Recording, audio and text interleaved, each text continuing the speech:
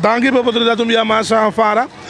Mi papi dice que no está muy contento con estaba yendo. Ayer en la comisión, vegan a comisión con diferentes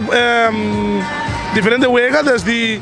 de bolas e nós temos visto que ele vai hobby bom, a corrida da hobby bom, response, gente vindo, fanático não também chega cerca, tanto suporte, o seguro não tem uma exceção, nós continuamos com 2 da noite, nós temos também aqui simultaneamente tem kick and ball, também tomando lugar, mais trempando, também caminhada dentro da cota, então nós vamos hobby bom, trabalhando, apesar que tem uma atividade, nós está hobby contento com o público responder barrio, o time não também batalhando forte, então nós estamos hobby contente e pensei demonstrar aqui também nós temos uma oportunidade para reconhecer 2 dias baluartes no deporte de bolas, com a senhora Astrid Koch e também a senhora Gladys, para aporte com a dona para hobby aia no deporte de bolas para time Dakota Bolas Team, com seguro, me digo que era pendiente, mas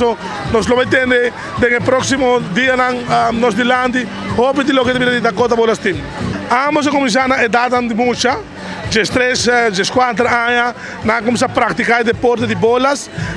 titula hobby campeão, nós tínhamos agora antes, o deporte de bolas, hobby grande, competência internacional, tem na Venezuela, na Aruba, países do exterior também, Aruba, competência internacional, e nós 2 pessoas com seguro, titula hobby viama, né, como se mencionou na hora passada, 80 títulos de campeão de deporte aqui, então, me quero contar, recorde não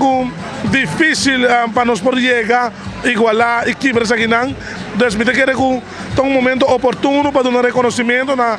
ocasião de 75 anos de existência de SV Dakota. O Special Olympics também é um lugar especial para você, conta-nos um pouco. Seguro, nós não queremos que a oportunidade passe para dar um reconhecimento também aos atletas especial. 75 anos, nós queremos recordar que todo estanco de verdade, de uma maneira ou outra, de manter o mundo do deporte,